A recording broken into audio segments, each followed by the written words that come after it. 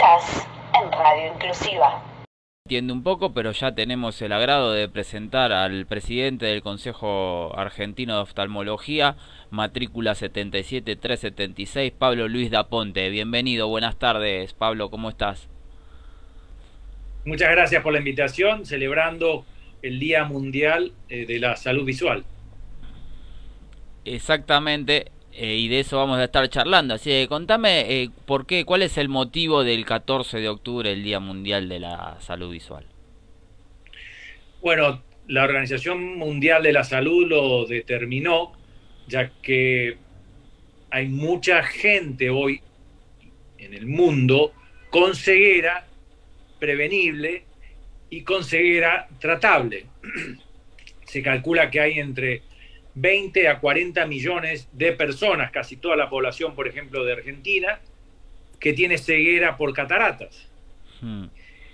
Y eso, operándola y dándole una cirugía, lo podés solucionar. Entonces, concientizando la población con medidas preventivas, vamos a disminuir la tasa de incidencia de ceguera, ya que podemos hacer acciones de cuidado de los ojos ya en bebés, adolescentes, adultos jóvenes y adultos mayores. Cada etapa tiene su enfermedad y en cada momento debemos buscar los médicos oftalmólogos cuál es la razón que puede traer dicha enfermedad y si dicha enfermedad puede ser prevenible. Por ejemplo, en los niños, en los recién nacidos, hay una ley nacional donde el chiquito debe ser cuidado y controlado por un médico oftalmólogo ni bien nace, porque esa enfermedad, que puede ser la retinopatía del prematuro por falta de peso al nacer, o glaucoma congénito, cataratas congénitas, retinoblastomas, distintos tumores, pueden ser tratados salvándole la vida al bebé, como el caso de los retinoblastomas, o dándole lentes de contacto o anteojos, o tratándolo en la medida en que haga falta, previniéndolo. Entonces esa ley federal nacional, refrendada por muchas provincias, ha hecho que las enfermedades prevenibles en los niños y recién nacidos sean muy bien tratadas. Pablo, y después tenemos... Te hago una consulta ya que hablas de catarata. ¿La catarata se puede operar en cualquier momento a los recién nacidos, a los niños como nombrabas, o a los adultos mayores? Tal cual, hoy es la cirugía que más se hace en el mundo, la catarata. Nosotros, dentro del Consejo Argentino de Oftalmología, que me toca presidir, y la Cámara Nacional de Oftalmólogos, la CAMEOF, hemos logrado tener un simulador de cirugía de catarata. Así como hay simuladores para volar, hay un simulador que se le enseña a los jóvenes para tener la tridimensionalidad y a través de un microscopio poder operar la catarata sin tener daños colaterales prevenibles en pacientes. ¿Por qué se buscó la catarata? Porque es la cirugía de mejor pronóstico y más realizada en el mundo y que da unos resultados fantásticos. Yo, por ejemplo, ya me hice operar de cataratas habiendo tenido un cristalino transparente, pero que no tenía capacidad de foco. El cristalino es la lente que está en este sector, detrás del iris, que es la parte marrón, y la pupila. ¿Me escuchan ahí? Sí, te estamos prestando atención. Ok, entonces uno puede tener un cristalino transparente, pero esclerosado, que no tenga capacidad de foco, o podés tener un cristalino opaco, que ya se convierte en una catarata. Ajá. Como este que ven aquí.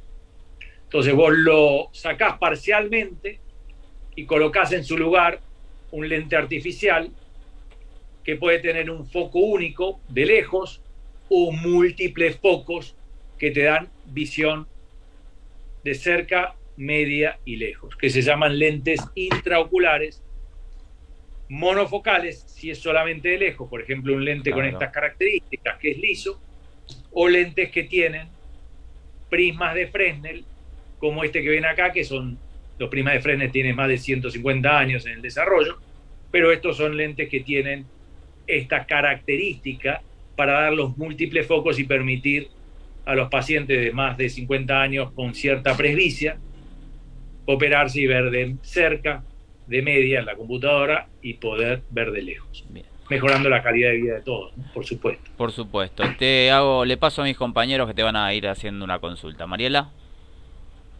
Sí, gracias, Gabo. Buenas tardes, doctor. Bienvenido y mucho gusto. Hola, Mariela. ¿Qué tal? Un gusto. Yo lo quería llevar al tema más bien de visión y tecnología. Pasamos muchas horas frente a las pantallas y eso, entiendo que además del ojo irritable de ojo rojo, deja otras secuelas. Quería saber cuáles pueden ser esas secuelas a corto o largo plazo y cómo prevenirlas. Muy interesante tu pregunta. Hubo toda una situación con la pandemia donde estábamos todos con los telefonitos, las computadoras, muchos encerrados en su departamento, y la única vía de escape era el televisor y los jueguitos electrónicos. Y se dijo que eso podría llegar a aumentar y a producir una pandemia, otra pandemia más, de miopía, es decir, que los chicos empezaran a terminar de usar anteojos. Yo siempre digo, ni pelado ni con dos pelucas. El uso de las pantallas son buenas. Fíjate que hoy estamos, gracias a Internet, al Zoom y todo eso, que es una de las cosas buenas. Yo creo que la pandemia ha dejado muchas cosas buenas y esta es una. El poder comunicarnos sin tener que trasladarnos y tener un teléfono que tenga una calidad de pantalla bastante agradable. Entonces, lo que yo comento siempre es la regla de los 20. Después de 20 minutos de estar enfrente de una computadora, ya sea trabajando o ya sea jugando, los chicos deben estar 20 segundos mirando a lo lejos y 20 segundos más parpadeando. ¿Por qué el parpadeo? Cuando nosotros estamos frente a una pantalla, la frecuencia de parpadeo, el párpado superior que baja, disminuye entre un 20 a un 30%. Es decir, si parpadeamos 20 veces por minuto, vamos a hacerlo entre 12 a 15 veces. Y esa disminución de la frecuencia de parpadeo genera que no se lubrique suficiente el ojo, por eso el ojo está tan rojo. El ojo debe buscar como un pincel, según en el tacho de pintura, para pintar su pared. Así el párpado superior baja, moja sobre el lago lagrimal, que está aquí, y vuelve sobre la córnea, uniformizando ese film lagrimal, que tiene 3 capas, y que es algo mágico, porque hace que nosotros veamos con ese brillo tan lindo, y esa falta de parpadeo le quita oxígeno, azúcar, inmunoglobulina. Ahí te veo parpadear más seguido, Mariela. Muy bien, me encanta. Todo eso... Es subjetivo, pero me está obligando usted, doctor. Me encanta. Vamos hipnotizando a la gente de a poco. Todo eso uno logra y hace que la oxigenación mejore este tejido, que es el único transparente, el único que no hay que rascarse, como he visto a veces chiquitos rascándose con una fruición y unas ganas como si fuera de plástico el ojo. Este sí es de plástico, pero el nuestro es de verdad. Y esa córnea que tiene 500 micrones, medio milímetro, es decir, si yo hago con los dedos, ven ahí, ni siquiera, apenas se tocan entre sí. En medio milímetro tenemos 42 dioptrías de aumento. Esto es fantástico, es un milagro de la evolución del ser humano el ojo. Debemos cuidarlo con prevención, con cuidado. Gracias a que estoy en la presidencia y que estoy en la Cámara Nacional de Oftalmólogos, la CAMEOF, logramos tener mayor presencia en los medios, y esta presencia en los medios nos permite hacer prevención. La Cámara Nacional de Médico Oftalmólogo es la cámara empresarial nuestra, que nos permite dirigirnos con mayor facilidad a los pacientes, que nos ha permitido aprender a manejarnos en los medios y que hace que, entre otras cosas, hoy estemos comunicados con ustedes. Nico. ¿Cómo te va? Buenas tardes, Pablo. Te hago una consulta. Hace un ratito hablabas de esa primer consulta, diríamos, ¿no? De alguna manera, que tiene el niño recién nacido, el bebé. Y digo, yo recuerdo en el pasado se hacía un procedimiento, ¿no? Que se le ponían unas gotitas al bebé. Creo que eso no se realiza más. Y la pregunta era esa: ¿cuál era ese procedimiento? ¿Por qué ya no se hace? Si es que estoy en lo cierto, ¿no? Está muy bien, Nico, lo que decís, y es muy interesante la pregunta. Han vuelto muchas enfermedades venéreas, como la sífilis y la gonorrea, lamentablemente hoy ha cambiado un poquitito los vínculos en algún punto y ya no se hace tanto, la gente ya no se está cuidando tanto en los vínculos sexuales. ¿Y a qué viene esto?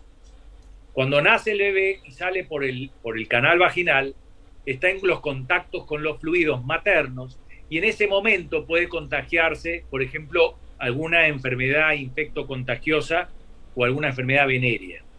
La colocación de antibióticos, como la eritromicina, que es la que se colocaba en los bebés, o el nitrato de plata cuando no existían los antibióticos, disminuyó muchísimo las infecciones gravísimas que ocurrían, que pueden dejar ceguera en los niños.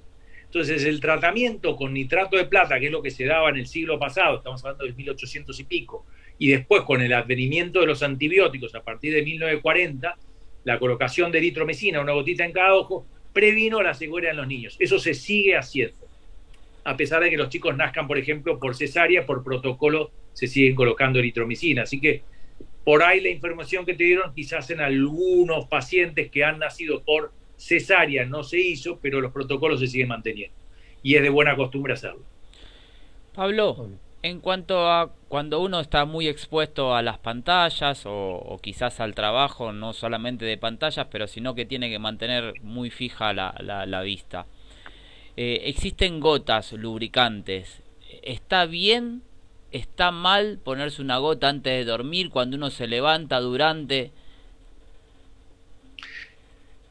Las gotas en general vienen a suplir una parte muy pequeñita de la lágrima.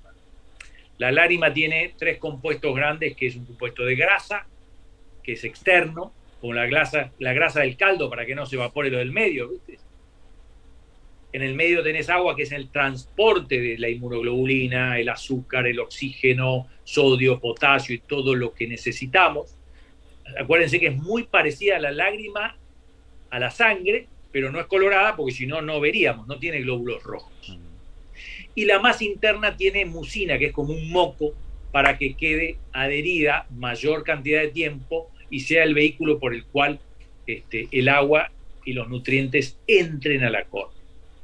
Cualquier gota que nosotros coloquemos tiene conservantes, salvo que sean específicamente sin conservantes. Las gotas que tienen conservantes producen, con la continua colocación de las mismas, cierta toxicidad que es contraproducente en el uso crónico de determinados medicamentos, que a veces es irremediable, como algunas gotas para glaucoma o para enfermedades infecciosas de los ojos. No es tan conveniente el uso crónico de lágrimas, salvo para determinadas circunstancias. Y ahí les doy un pequeño consejo. Siempre es conveniente que las gotas estén en la heladera, porque la heladera lo que hace es enfriarla, conservarla y aparte genera una sensación de mayor durabilidad del medicamento y genera vasoconstricción, es decir, las arterias quedan un poquitito más contraídas por el efecto del frío. Entonces, si se ponen gotas, que no es lo que yo más recomiendo, sino recomiendo que paren 20 minutos, paren a los 20 minutos, parpadeen 20 segundos, miren hacia afuera, miren un jardín o miren por el balcón o por una ventana y vuelvan a usar la computadora, más que recurrir a medios artificiales cuando tenés medios naturales que funcionan muy bien. Bueno, Mari, una cortita.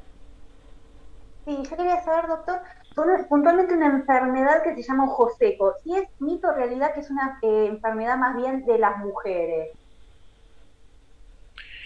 Bueno, no está mal lo que decís y tiene que ver a veces con los procesos de la vida. Sabemos que en algún momento va a ocurrir una premenopausia y una menopausia con un aporte desigual de las hormonas, y así como hay una variación generalizada en el cuerpo de la lubricación, también ocurre en los ojos. Entonces hay una tendencia a partir de los 50 años en las mujeres a tener cierto trastorno en la lubricación. Hablar de ojo seco es una patología muy común, muy diagnosticada y que tiene distintas etapas en el tratamiento. La primera etapa es con gotas supletorias, después se colocan gotas antiinflamatorias, a veces se ponen tapones en el desagüe de las lágrimas, en los orificios lagrimales, en las rejillas del ojo, para que esa pequeña lágrima, se pone acá en la parte inferior y superior, no se vaya tan rápido por las rejillas y quede más tiempo en el ojo. Asociado con determinados medicamentos que se puede estar tomando, generan mayor sequedad, el uso de la computadora, el hipertiroidismo también, que es un 30-40% más común en las mujeres que en los varones, puede generar mayor sequedad. Así que tu pregunta es muy buena y estoy de acuerdo en que es más común para las mujeres. Nosotros los varones tenemos otros problemas que después les puedo contar. Bueno, Nico. Sí, yo quería consultarte, Pablo, ¿cuánto influye el tiempo de descanso, si es que lo hace, en la visión, ¿no? En el deterioro de ella? ¿Y cuál es el tiempo recomendado que debería descansar una persona para tener una visión óptima? Independientemente de que lo que recomiendo es que hagan una consulta con un médico oftalmólogo. A veces se banaliza la consulta y van y compran el anteojo y se lo venden circunstancialmente en la óptica, que por ley se puede, un anteojo pregraduado, debe tener un sticker que dice, pero el control y el screening natural que se tiene entre los 35 y 40, que es cuando empieza la dificultad en la presbicia, yo creo que ninguno de ustedes son todos jóvenes y ninguno debe usar anteojos de cerca, pero es el periodo y el momento donde puede aparecer la diabetes, donde puede diagnosticarse muy bien con un fondo de ojo, la hipertensión, el glaucoma, que es el ladrón silente, el ladrón nocturno de la visión, el ladrón que no te das cuenta, como si fuera que te sacan el carterista, que te saca sin sentirlo la visión. ¿Por qué? Porque la presión no duele, no da síntomas. Entonces, el screening natural que tenemos es entre los 35 y los 40. Entonces, ¿cómo hacemos para cuidarnos? Debemos ir al médico oftalmólogo. Nosotros estudiamos medicina 6 años y 5 años más oftalmología.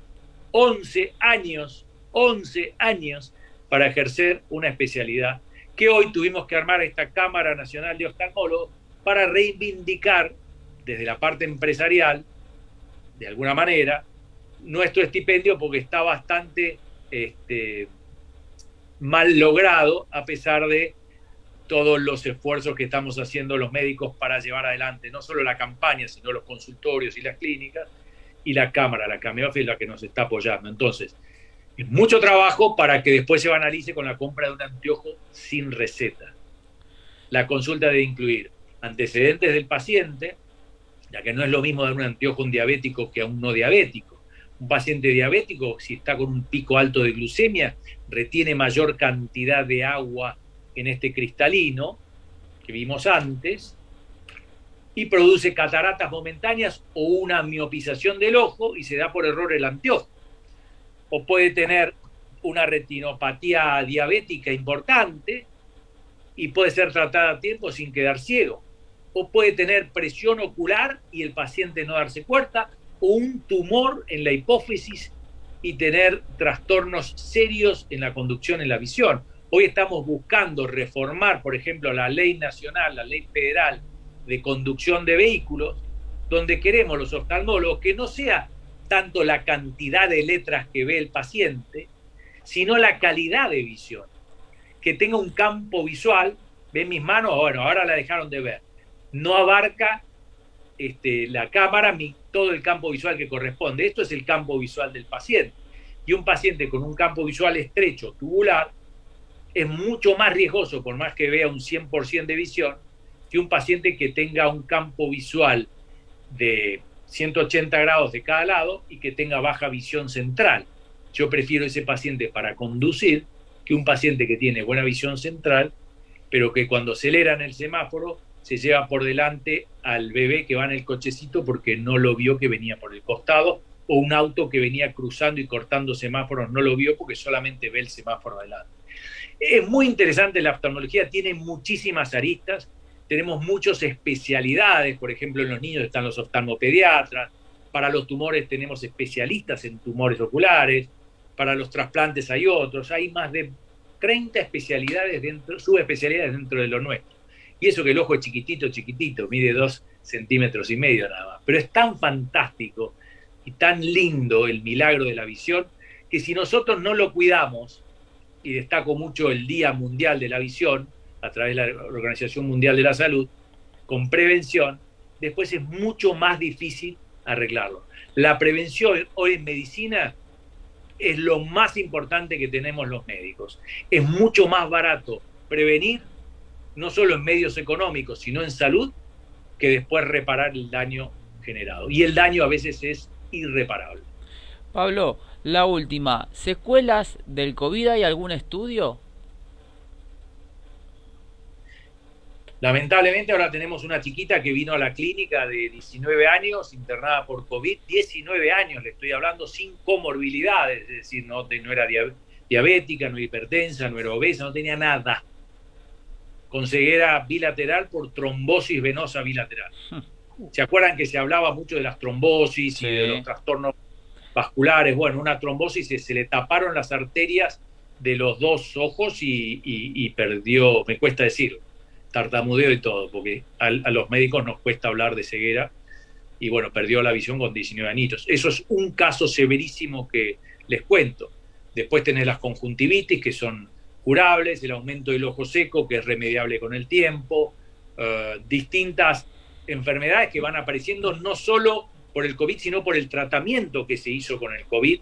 En algunos casos hubo gente que estuvo internada y dejaron los ojos abiertos por alguna circunstancia y se infectaron por falta de parpadeo y han perdido uno de los ojos. Bueno, y después trastornos neurológicos serios o respiratorios que implican falta de oxigenación en el sistema retinal con trastorno en la visión.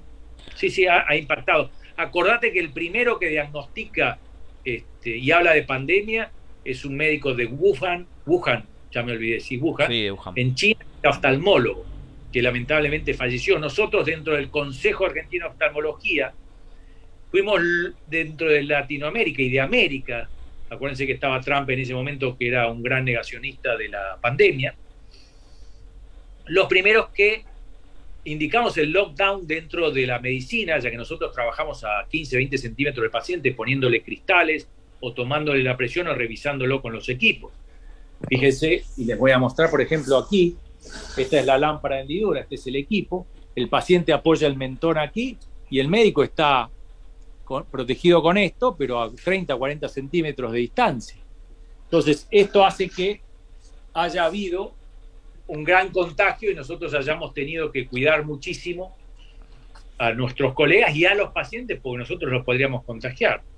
Entonces, todos estos procesos de cuidado y de contención de los pacientes se dieron dentro de un contexto grave donde no han fallecido médicos oftalmólogos propios por contagio y no se han detectado la patología. Por suerte, las medidas preventivas que tuvimos a través de la comisión de infecciosas que ya tenía el Consejo Argentino de Oftalmología, que es la entidad que me toca presidir, fueron copiadas y a veces mejoradas por distintas sociedades latinoamericanas, por ejemplo Santo Domingo, Perú, parte fue mejorada y copiada por la Academia Americana de Oftalmología de Estados Unidos y España, así que estamos orgullosos del trabajo que hemos hecho en esta pandemia, donde todos los congresos y cursos presenciales lo hemos cortado y ahora nos toca realizar nuestros primeros congresos presenciales, las jornadas bonaerenses que van a ser en el Hilton el 2 de noviembre, las jornadas cuyanas que van a ser ahora este fin de semana en San Luis, con la doctora Pochetti,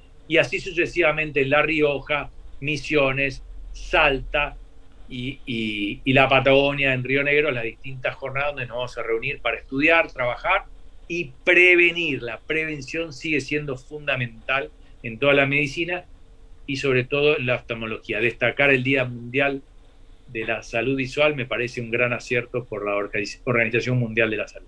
Bueno, a nosotros nos parece un gran acierto poder haber compartido esta charla con vos, porque la verdad sos muy didáctico para la explicación y bueno, espero que a todos les haya servido. Te tenemos que despedir, pero sí, si querés, te comprometemos para seguir charlando de oftalmología.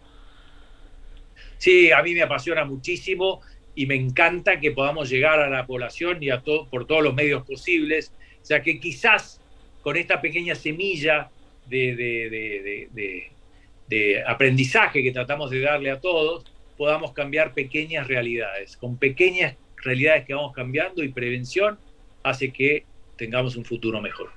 Muchísimas gracias a ustedes por comunicarse también. No, por favor, un placer y bueno, ya quedamos así, lo coordinamos y seguimos charlando en cualquier momento.